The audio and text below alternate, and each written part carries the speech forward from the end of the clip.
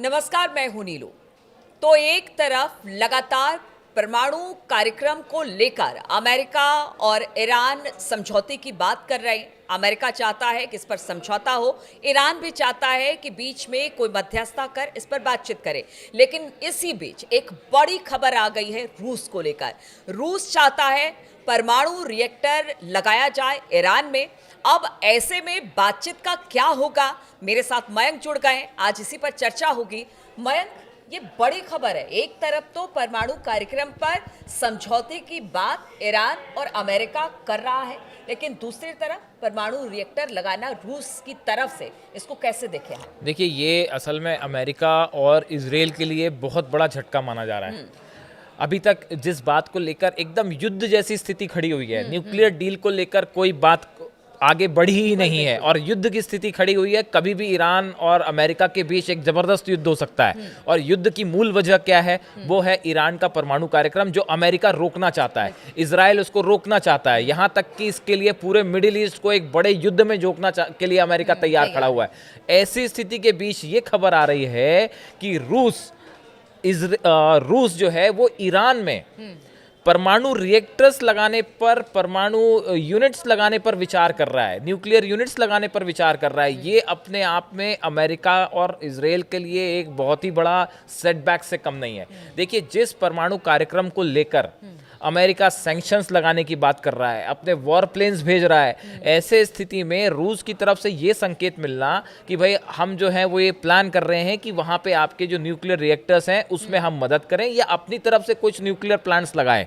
ये अपने आप में एक ऐसी स्थिति है कि आपने सीधा जो है अमेरिका को चैलेंज कर दिया है रूस ने यहाँ पे। देखिए, इसके पीछे ये आज की बात नहीं है। ये जनवरी, इस साल 2025 में जनवरी में जब ईरान और रूस के बीच एक बड़ा समझौता हुआ था, ये तब की बात है। अब ईरान के जो राष्ट्रपति हैं वो रूस के दौरे पे गए थे, पेजेश्कियान। वहाँ पे जनवरी में रूस और ईरान के बीच में एक बड़ा समझौता हुआ, जिसको ये कहा गया कि भाई ये 20 साल के लिए ये एक विजन अब हम आगे शेयर कर रहे हैं। और उस समझौते के बाद, देखिए, उस समझौते के बाद इसको एक रणनीतिक स्ट्रैटेजिक पार्टनरशिप की तरह लिया गया कि इस पूरे ओवरऑल दोनों की बायलैटरल जो रिलेशनशिप है ईरान और रूस का, उसको कहा गया कि ये एक स्ट्रैटेजिक पार्टनरशिप अगले 20 सालों का विजन हम तय कर रहे हैं। और इसमें जो है कई क्षेत्रों में आपस में सहयोग की जब बात हुई, उसमें से एक मुद्दा जो था वो परमाणु न्यूक्लियर प्रोग्राम को भी लेके था। अब देखिए, ये जो विदेश मंत्री हैं अब्बास अराक्ची, ये मैं जनवरी 2025 की बात कर रहा हूँ, उन्होंने इस मुलाकात के बाद उन्होंने जो है वो रूस के राष्ट्रपति व्लादिमीर पुतिन से उनकी मुलाकात हुई, ईरान के जो राष्ट्रपति हैं इनकी मुलाकात हुई। इसके बाद जो विदेश मंत्री का जो बयान आया, ये संधि, जो समझौता हुआ, यह समझौता न केवल एक महत्वपूर्ण मोड़ है जो हमारे द्विपक्षीय संबंधों को मजबूत करता है, या केवल एक राजनीतिक समझौता नहीं है, ये भविष्य का रोड मैप है।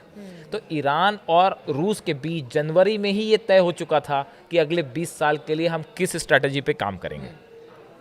इसके बाद हुआ ये कि पेजेश्कियान जो है राष्ट्रपति ईरान के, इनके साथ जो है एक बायलैटरल टॉक के दौरान, उसके बाद जो प्रेस कॉन्फ्रेंस होती है उस में जो है पुतिन की तरफ से कहा गया कि उनका देश यानी रूस ईरान में नई परमाणु ऊर्जा यूनिट के निर्माण पर विचार कर रहा है।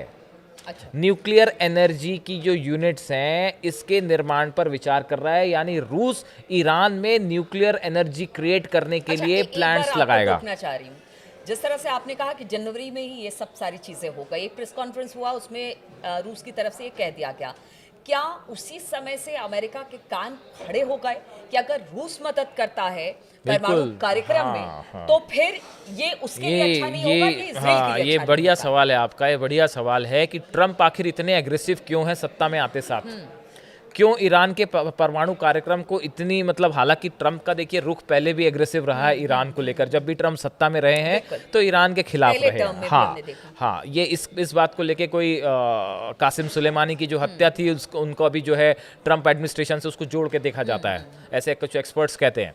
अब उसके बाद देखिए स्थिति ये है कि पहले ट्रंप ने जो ईरान के साथ परमाणु समझौता था, जो बराक ओबामा के समय हुआ था उसको कैंसिल कर दिया था।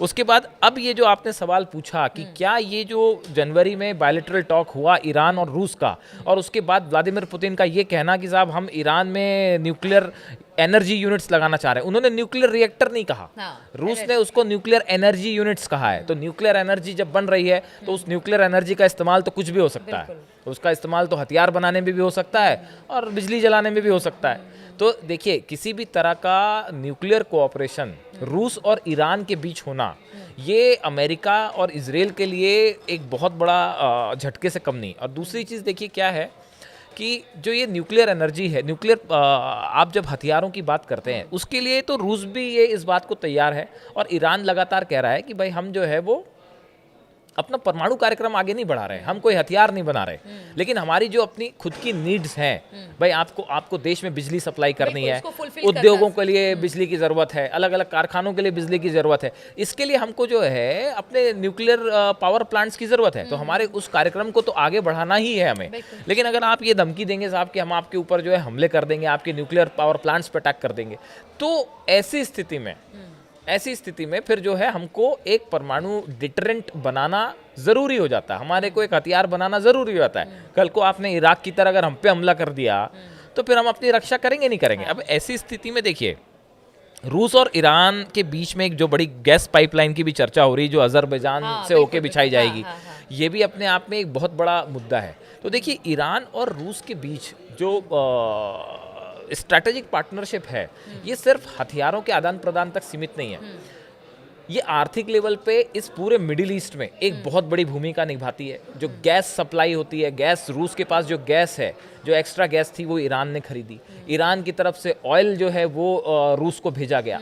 जब भी हथियारों की ज़रूरत पड़ी, ड्रोन की ज़रूरत पड़ी, तो ईरान ने ड्रोन प्रोवाइड किए। जिस समय रूस यूक्रेन युद्ध एकदम पीक पे चल रहा था और बाइडन एकदम अगेंस्ट खड़े हुए थे रूस के, पुतिन के, उस समय ईरान ने उसकी हमेशा मदद की। ऐसी स्थिति में अब ये एक नई खबर आना, देखिए इसका इंपॉर्टेंस ये है क्योंकि न्यूक्लियर डील को लेकर कोई समझौता नहीं हो पा रहा है। खामेनी अपनी शर्तों पे हैं, अमेरिका अपनी शर्तें मनवाने का जोर डाल रहा है। ऐसी स्थिति में जब न्यूक्लियर डील को लेकर युद्ध होने की आशंका है, ऐसे में अगर ये खबर आए कि रूस ये चाह रहा है कि ईरान में परमाणु यूनिट्स लगाई जाएं, तो ये एक इस तरह की बात है, ये अमेरिका को सीधी चुनौती है कि भाई आप जो चाहें कहते रहिए, हम तो वही करेंगे, ये हमारा अधिकार है और हम उसके हिसाब से चलेंगे। तो पुतिन ने एक प्रकार से, देखिए पिछले कुछ दिनों में शुरुआत में चर्चा हो रही थी कि ट्रंप और पुतिन की दोस्ती बड़ा कमाल कर देगी, लेकिन अगर आप देखें कि पिछले 15-20 दिनों में ये दोस्ती की जो चर्चाएं थी ना, ये थोड़ी सी संतुलन बिगड़ गया है।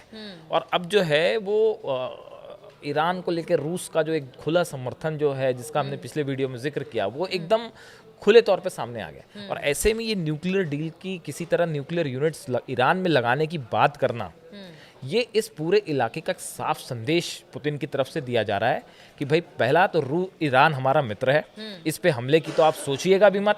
और अगर आप ये चाहते हैं कि अपनी कंडीशंस लगा के, शर्तें लगा के किसी तरह से रोक लोगे आप ईरान को, तो हम उसको सपोर्ट करने के लिए तैयार हैं। जिस न्यूक्लियर एनर्जी की आप बात कर रहे हैं, हम वहाँ पे ये यूनिट्स लगाने के लिए तैयार हैं। तो ये बड़ा संदेश पुतिन ने दिया। बिल्कुल, तो रूस न्यूक्लियर यूनिट लगाने की बात कह रहा है ईरान में। अब देखिए ईरान और रूस की ये दोस्ती क्या रंग लाती है और किस तरह से अमेरिका के लिए लगातार रूस और ईरान की दोस्ती चिंता का सबब बनी हुई है। इस पर लगातार हमारी नजर बनी रहेगी। आप बने रहिए हमारे साथ।